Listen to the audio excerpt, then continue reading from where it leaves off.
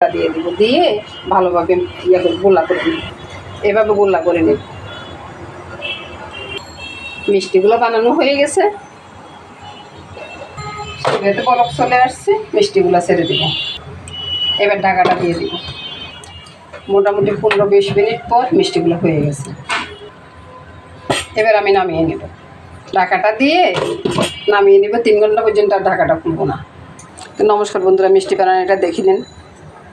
এগুলো 3-4 ঘন্টার পর একবার ঠান্ডা হয়ে গেছে। এবার আমি মিষ্টিগুলোকে নিয়ে একটা বক্সে রেখে দেব।